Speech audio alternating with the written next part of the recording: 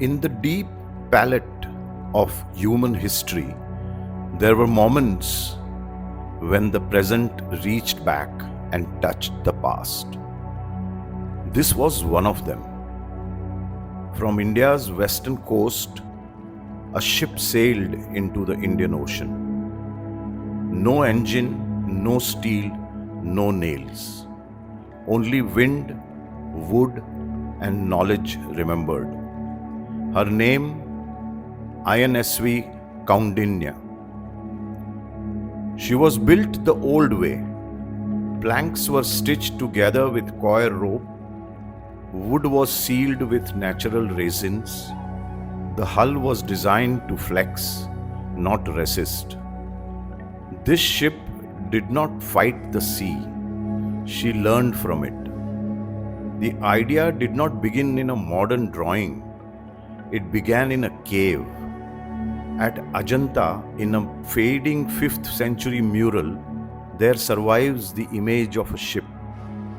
Incomplete, weathered, but unmistakably real.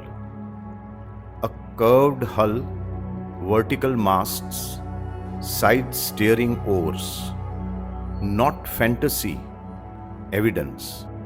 Evidence that India once knew the sea well. From that fragment, from ancient texts, from archaeology, and from living boat building traditions of the Indian Ocean world, Kaundinya was shaped. Not copied from Ajanta, validated by it. She was built on India's western coast by hands that still remembered how wood and water speak. The ship was built through a rare collaboration. Hodi Innovations, a Goa-based company, worked closely with traditional boat builders from Kerala, bringing together research, craftsmanship, and living maritime knowledge. Every plank was shaped slowly. Every stitch was deliberate. All of the planks are stacked one on top of the other. They are steam bent to get into place, and the stitching technique is quite unique. It's a double IX pattern, and the stitch is twice over. So if you see a little bit up close, it's gone this way and then gone back again. So there are two loops on each of the runs. And prior to stitching, when the plank is put either one on top of the other or butted against each other or put onto the keel, there is a mixture of fish oil and a tree sap called kundrus that is applied onto the wood, along with some cotton fabric or cotton, and then the plank is put, and then it is stitched from outside. And if you see, there is the first layer is of curled rope. So this is just our normal coir that's like twisted together, and then on top of which there are rounds of regular coir. So this coir is not the one you get in the market. It's salt cured. So there is a process where the fibers have been baked in salt rich soil for quite some time before the sutli is made, which is not available in the market today. So these are inherently quite strong than the suit that's available in the market. And then once this is done, then the final stitching is done, and the stitching is done with the same coir. However, it is soaked in coconut oil for quite some time before the stitching is done. And then you can see a bunch of holes that have been made here. So it's quite funny to have so many holes in a boat, but these holes are all caulked with a plug is made with coir, and they are caulked. And the whole idea of this type of construction from back in the day is that the wood will soak in water.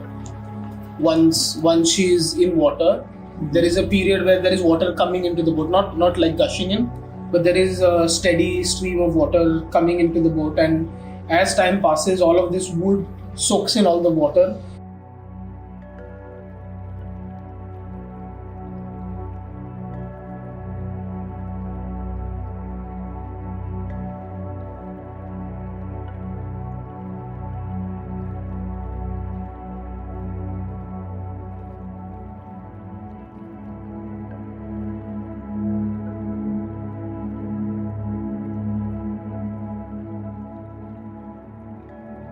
No shortcut was allowed. This was not construction, it was choreography.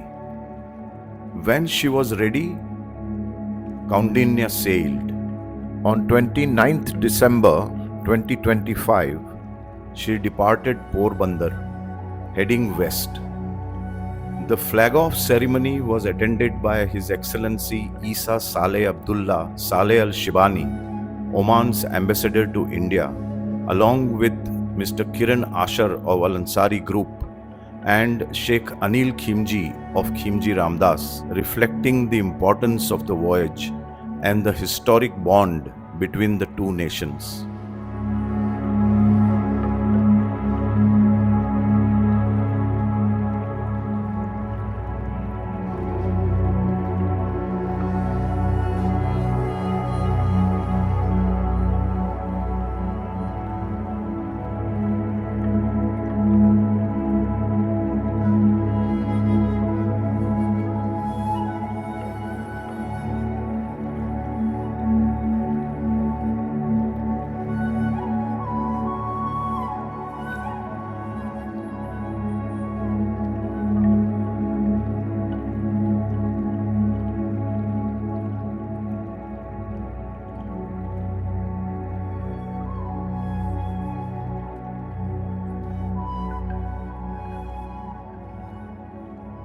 This design is actually based on a painting in Ajanta. So I made this idea to many people, including the Honorable Prime Minister, and so they supported me, funding from the Ministry of Culture and the support of the Indian Navy.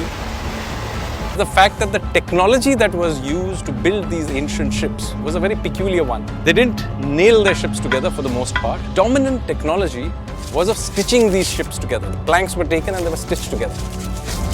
Across waters once ruled by monsoon winds, routes older than borders, routes where wind was fuel and the sky was the map. The voyage was not fast, it was faithful.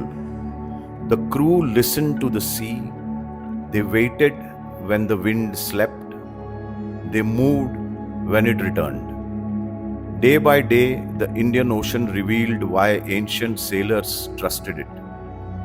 The destination was never abstract. Kaundinya sailed toward Muscat, one of the oldest trading ports known to India. In ancient memory, this land was called Magan. For over 5,000 years, India and Magan exchanged copper, timber, ideas, and trust. Not through conquest, through continuity. As Kaundinya approached Oman, she did not arrive as a visitor. She returned as something remembered.